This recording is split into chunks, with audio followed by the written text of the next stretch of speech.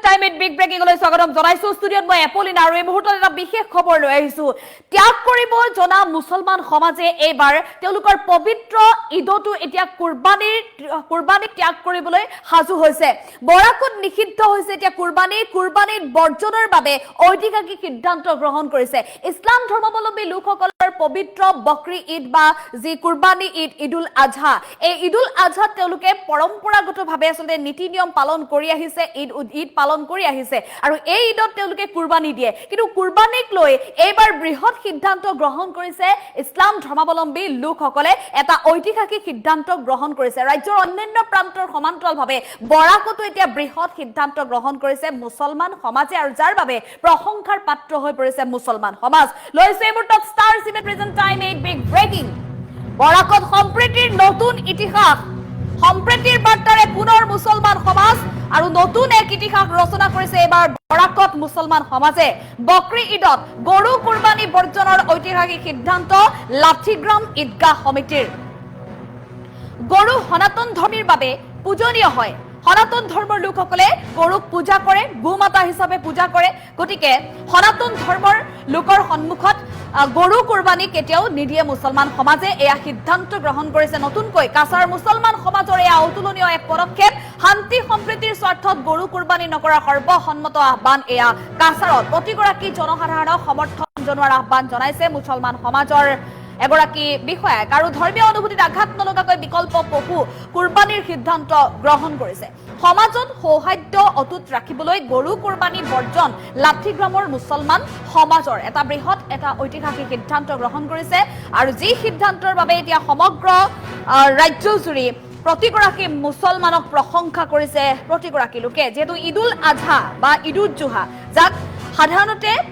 বকৰি ঈদ বুলি কোৱা হয় কুৰবানী ঈদ বুলি কয় ইছলাম ধৰ্মৰ যি দুয়োটা আটাইতকৈ পবিত্ৰ উৎসৱ ঈদ উৎসৱ এই ঈদৰ দিনটোত দুয়োটা উৎসৱৰ ভিতৰত এই বিশেষ কুৰবানী ঈদ বা ঈদুল আজহা যথেষ্ট তাৎপৰ্যপূৰ্ণ যদি এই মুহূৰ্তত আমাৰ হাতত দৃশ্যাংশ আছে আমি দৃশ্যাংশ দেখুৱাবলৈ চেষ্টা কৰিম যিহেতু মুছলমান সমাজ আজি সকলোৱে মুছলমান সমাজক আজি সকলোৱে প্ৰশংসা কৰিছে এনে এটা ঐতিহাসিক সিদ্ধান্তৰ বাবে কাৰণ চৰকাৰৰ তৰফৰ পৰা এছঅপি দিছে ঈদ পালন কৰাক লৈ গতিকে তেনে অৱস্থাত এতিয়া কাছাৰৰ মুছলমান সমাজো সাজু হৈছে বৰাকৰ মুছলমান সমাজো এতিয়া সাজু হৈছে এনেধৰণে কুৰবানী ঈদ পালন কৰিবলৈ পবিত্ৰ এই ঈদুল জুহা তেওঁলোকে এতিয়া নীতি নিয়মৰ মাজেৰে পালন কৰিব কিন্তু ঈদুল জুহাক লৈ অন্য ধৰ্মৰ লোকৰ ধৰ্মীয় অনুভূতিত যাতে আঘাত সনা কাম তেওঁলোকে নকৰে তাৰ বাবেও এতিয়া সাজু হোৱা পৰিলক্ষিত হৈছে তেওঁলোকে আল্লাহৰ নাম ল'ব আল্লাহক তেওঁলোকে স্মৰণ কৰিব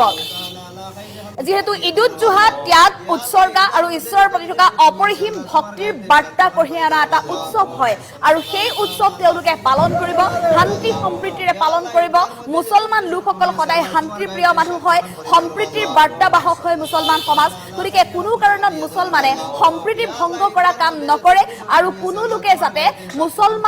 মুছলমান ধৰ্মৰ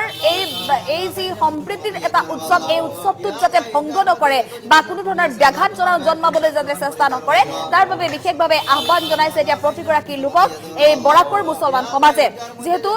প্ৰতিবাৰে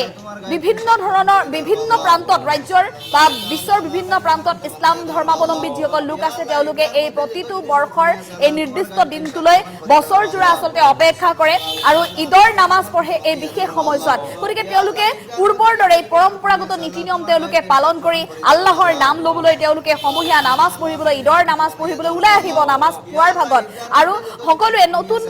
পৰিষ্কাৰ কাপোৰ পিন্ধি নতুন কাপোৰ পিন্ধি ঈদগাহ আৰু মছজিদত তেওঁলোকে নামাজ আদায় কৰিব আৰু প্ৰতিগৰাকী দৰিদ্ৰ লোকৰ মুখত হাঁহি বিৰিঙাবলৈ তেওঁলোকে যৎপৰোনাস্তি চেষ্টা কৰিব উপাৰ্জনৰ বৃহৎ ধনৰাশি তেওঁলোকে পূৰ্বতেও ঈদুল জুহাৰ দিনটোত দৰিদ্ৰৰ বাবে ত্যাগ কৰি আহিছে আৰু এইবাৰো তেওঁলোক সাজু হৈছে কিন্তু কোনো কাৰণত তেওঁলোকে গৰু মহৰ কুৰবানী নিদিয়ে ইয়াৰ বিপৰীতে অন্য সিদ্ধান্ত বা বেলেগ সিদ্ধান্ত তেওঁলোকে গ্ৰহণ কৰিব নামাজৰ পিছত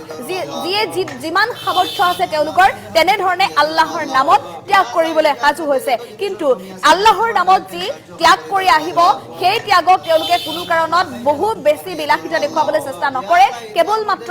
আনৰ ধৰ্মীয় অনুভূতিত যাতে আঘাত নহনাকৈ তেওঁলোকে কুৰবানী দিব পাৰে তাৰ ওপৰতহে তেওঁলোকে এতিয়া নজৰ দিব আৰু এই ঈদটোৰ লগত হজ যাত্ৰাও যথেষ্ট এক সম্পৰ্ক আছে কাৰণ এই সময়ছোৱাতে বিশ্বৰ বিভিন্ন প্ৰান্তৰ পৰা লাখ লাখ মুছলমান ধৰ্মাৱলম্বী লোক মক্কাত উপস্থিত হৈছে পবিত্ৰ হজ ব্ৰত তেওঁলোকে পালন কৰিবলৈ উপস্থিত হৈছে গতিকে এই সময়ছোৱাত প্ৰতিগৰাকী হজ যাত্ৰীয়ে যাতে সুকলমে তেওঁলোকে আল্লাহক স্মৰণ কৰি নিজৰ গৃহভূমিলৈ মাতৃভূমিলৈ উভতি উভতি আহিব পাৰে তাৰ বাবে এতিয়া প্ৰতিগৰাকী ইছলাম ধৰ্মাৱলম্বী লোকে পবিত্ৰ ঈদৰ দিনটোতে প্ৰাৰ্থনা কৰিব সকলোৰে বাবে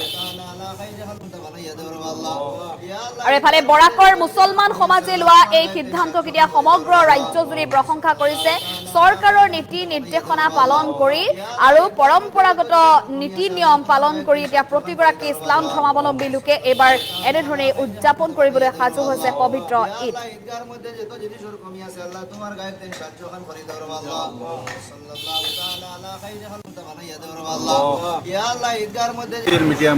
মিডিয়ার মাধ্যমে দেখা যাইতেছে যে রুনিয়া বহুত ধরনের কথাবার্তা হইতেছে তা আমরাও চিন্তা করলাম এটা একটা অন্য সনাতন ধর্মের আস্থার উপর এটা আঘাত আয় যে যদি কোনো ধর্মাবলম্বী মানুষের আস্থার প্রতীক হয় গরু তাইলে আমরা এই ইসলাম ধর্মাবলম্বী মানুষ যারা আছি আমরা বর্জন করিয়া অন্য কুরবানি দেওয়া যায় যদি তাহলে আমরা বিভিন্ন আলিম উলামার পক্ষে আমরা মুফতি হল আসুন বা মানে আলোচনার মাধ্যমে আমরা ছাড়াইয়া অন্য কোনো জিনিস কুরবানি দিলে আমার মনে হয় এটা খুবই ভালো হইব কারণ যেহেতু একজন মানুষের আস্থার উপর আঘাত নাই যার লাগিয়া আমরা আজকে এখানে আলোচনা সভাটা করা হয়েছে যেমন সনাতনী ভাইরা যদি এটার মধ্যে আঘাত আয় তাইলে আমরা এটারে বর্জন করতে বাধ্য হইব শান্তি সম্পত্তি বজায় রাখতো আমাদের সবার মিডিয়ার মাধ্যমে দেখা যাইতেছে যে রুনিয়া বহুত ধরনের কথাবার্তা হইতেছে তা আমরাও চিন্তা করলাম এটা একটা অন্য সনাতন ধর্মের আস্থার উপর এটা আঘাত আয় যে যদি কোনো ধর্মাবলম্বীর মানুষের